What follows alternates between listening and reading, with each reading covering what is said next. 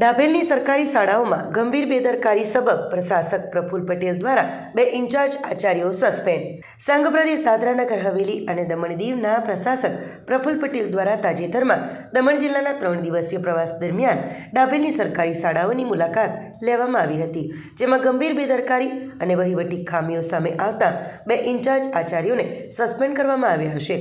પ્રશાસકે પોતાના પ્રવાસના અંતિમ દિવસે ડાભેલની સરકારી ઉચ્ચતર પ્રાથમિક શાળા અને સરકારી ઉચ્ચતર માધ્યમિક શાળાનું નિરીક્ષણ કર્યું હતું, જ્યાં શિક્ષકો દ્વારા સમયપત્રક મુજબ વર્ગખંડનું યોગ્ય સંચાલન થતું ન હોવાનું, શાળાના પરિસરમાં નિયત ધોરણો મુજબની સ્વચ્છતાનો અભાવ, વિદ્યાર્થીઓ માટે પીવાના પાણીની અપૂરતી સુવિધા, તૂટેલા નળ અને ગંદા શૌચાલયો જેવી અનેક ક્ષતિઓ ધ્યાને આવી હતી। આ ઉપરાંત જ્યાં વિદ્યાર્થીઓની સતત અવરજવર રહેતી હોય તેવા કોરિડોરમાં વીજળીના ખુલ્લા કેબલો લટકતા જોવા મળ્યા હતા, જે વિદ્યાર્થીઓના જીવન માટે અત્યંત જોખમી હતા।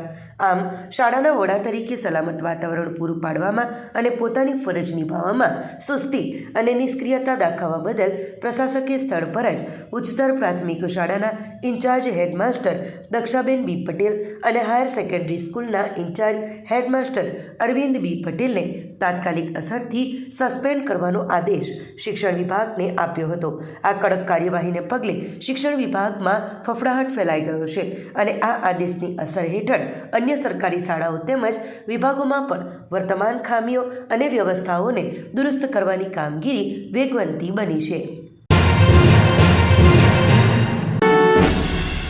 સગીરને વાહન સોંપવું વાલીને ભારે પડ્યું।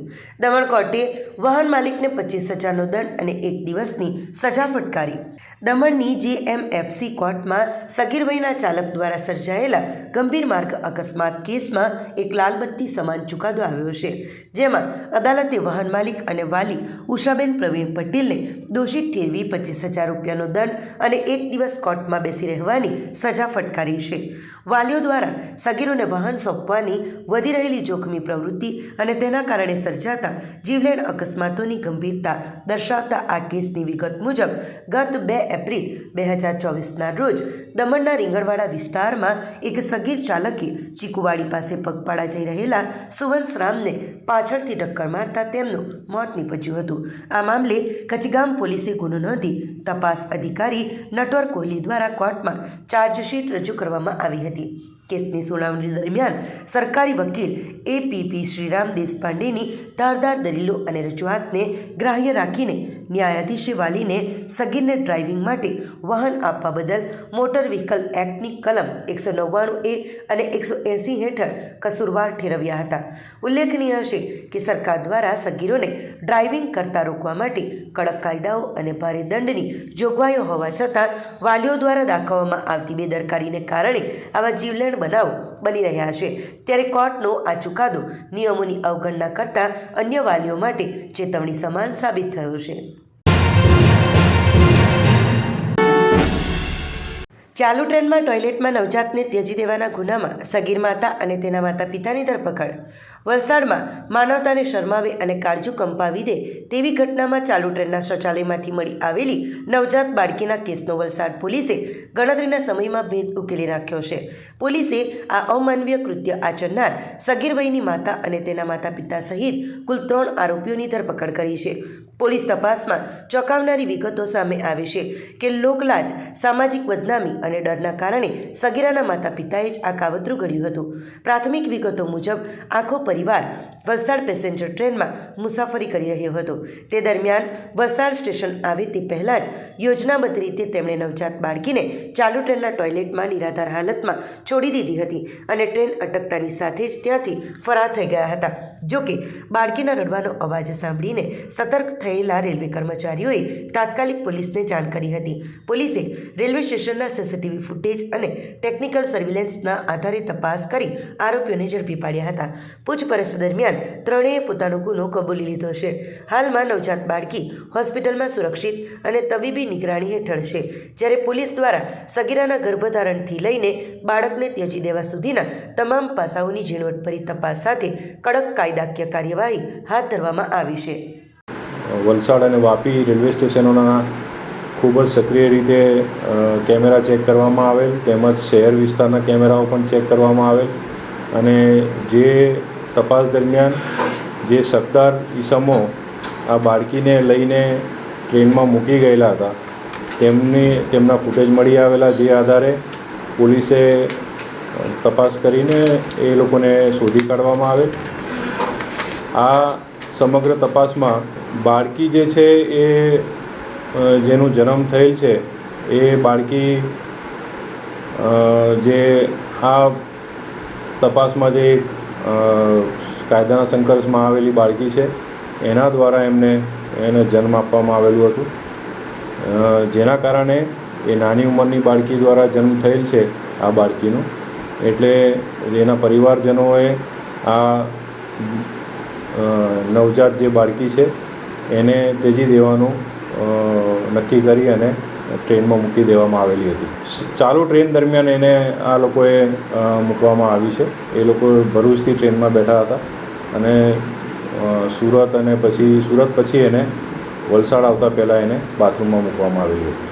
જે વલસાડ અને વાપીના જે સામાન્ય પ્રજાજનો છે તેમના તરફથી જે પોલીસને સહકાર મળ્યો છે અને એમના તરફથી જે અમને તપાસમાં મદદ મળી છે, જેના કારણે આ આરોપીઓ સુધી પોલીસ પહોંચવામાં સફળ રહેલી છે. તમને જાણીને આશ્ચર્ય થશે કે એમાં જે એક સાહેબ છે જેની પોતાની બહેનના લગ્ન હતા અને વહેલી સવારે જાન આવવાની હતી એના ઘરે, તેમ છતાં પણ એ વ્યક્તિએ પોલીસને મદદરૂપ થઈ અને સાથે તપાસમાં આવી અને આરોપી સુધી પહોંચવામાં અમને મદદ કરેલી છે. આવા જવાબદાર નાગરિકોની મદદથી અને પોલીસે તપાસ યોગ્ય દિશામાં કરી આરોપીઓને પકડી પાડવામાં આવેલા છે. વલસાડ પોલીસ દ્વારા મયંકભાઈ ઉર્ફે મોન્ટુ જસવંતભાઈ પટેલને ગાર્ડ ઓફ ઓનર, ધરમપુર ધારાસભ્ય અરવિંદભાઈ પટેલની ઉપસ્થિતિમાં અંતિમ વિદાય. વલસાડ જિલ્લાના ફલતરા ગામના યુવાન પોલીસકર્મી મયંકભાઈ ઉર્ફે મોન્ટુ પટેલના રાજસ્થાનના સીકર નજીક થયેલા માર્ગ અકસ્માતમાં દુઃખદ અવસાન બાદ વલસાડ પોલીસ દ્વારા રાજ્યમાન ગાર્ડ ઓફ ઓનર આપવામાં આવ્યો હતો. આ પ્રસંગે ધરમપુરના ધારાસભ્ય અરવિંદભાઈ પટેલે ખાસ ઉપસ્થિત રહી શહીદ સમાન સેવાભાવી પોલીસકર્મીને શ્રદ્ધાંજલિ અર્પણ કરી હતી. પ્રાપ્ત વિગતો પ્રમાણે વલસાડ જિલ્લાના કુલ 50 જેટલા લોકો ખાનગી બસ દ્વારા બિકાનેરથી ખાટુ શ્યામ ધામની યાત્રા માટે નીકળ્યા હતા. આ બસમાં ફલદરા ગામના 18 જેટલા યાત્રિકો પણ સવાર હતા. સીકર નજીક બસ અને ટ્રક વચ્ચે ભીષણ ટક્કર થતાં 4 લોકોના મોત નીપજ્યા હતા. દુર્ભાગ્યવશ મયંકભાઈ પણ આ અકસ્માતમાં ભોગ બન્યા હતા. અકસ્માત એટલો ગંભીર હતો કે ઘટના સ્થળે જ ચારે તરફ ચીચિયારીઓ મચી ગઈ હતી. બચાવ ટીમો અને સ્થાનિક પોલીસ દ્વારા ઝડપી કામગીરી શરૂ કરવામાં આવી હતી, છતાં મયંકભાઈને બચાવી શકાયા નહોતા. મયંકભાઈ પટેલના અવસાનના સમાચાર ફલદરા ગામ સહિત સમગ્ર વિસ્તારમાં શોકની લાગણી ફેલાવી દીધી હતી. ગામમાં શોકનો માહોલ છવાયો હતો અને તેમના પરિવારજનોને સાંત્વના પાઠવવા લોકો ઉપસ્થિત રહ્યા હતા. સદગતની અંતિમ યાત્રા ગામમાંથી ભવ્ય રીતે નીકળી હતી, જેમાં મોટી સંખ્યામાં ગામ લોકો, પોલીસ કર્મીઓ, સરકારી અધિકારીઓ અને સગા સંબંધીઓ જોડાયા હતા. સૌએ અંતિમ દર્શન કરી નમ આંખે શ્રદ્ધાંજલિ અર્પણ કરી હતી. મયંકભાઈ ઉર્ફે મોન્ટુ જસવભાઈ પટેલ ફરજ પ્રતિ અને સેવાભાવી સ્વભાવ માટે જાણીતા હતા. તેમના અવસાનથી પોલીસ વિભાગે એક નિષ્ઠાવાન કર્મચારી ગુમાવ્યો છે.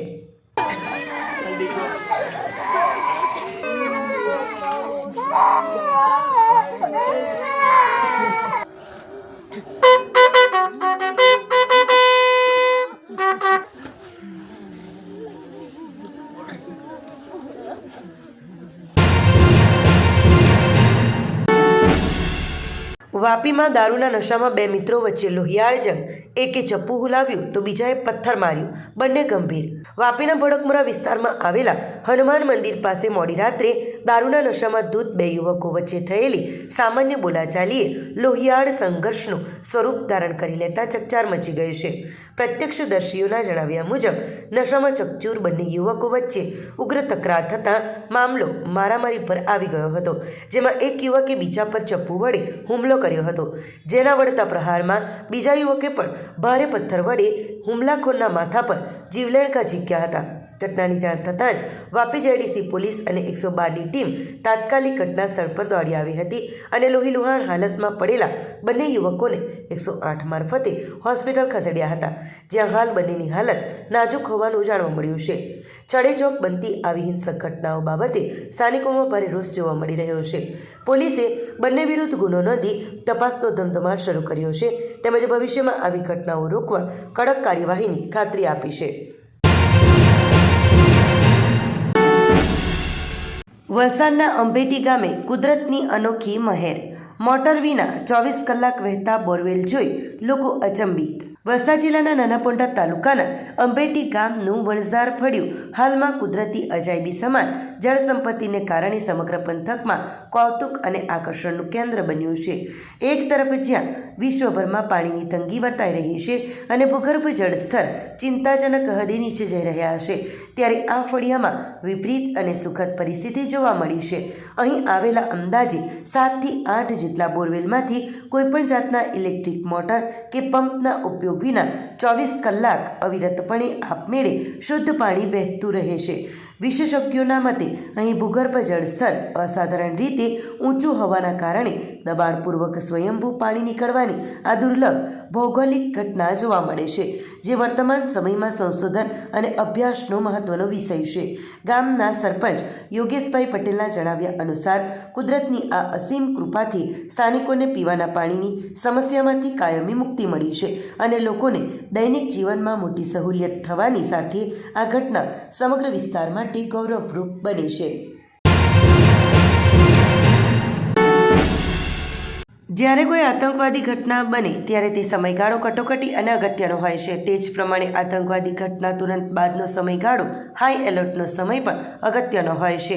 આ બંને સમયગાળા કરતાં પણ વધુ અગત્યનો સમયગાળો હાઈ એલર્ટ બાદ ઠારે પડેલી નોર્મલ બનેલ પરિસ્થિતિ દરમિયાનનો હોય છે.